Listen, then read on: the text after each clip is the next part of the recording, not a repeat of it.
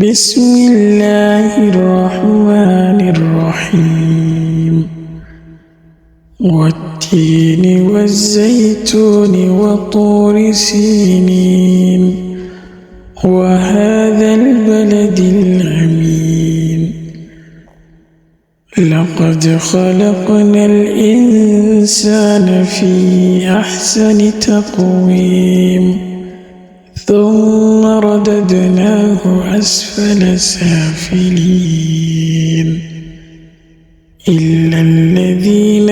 آمنوا وعملوا الصالحات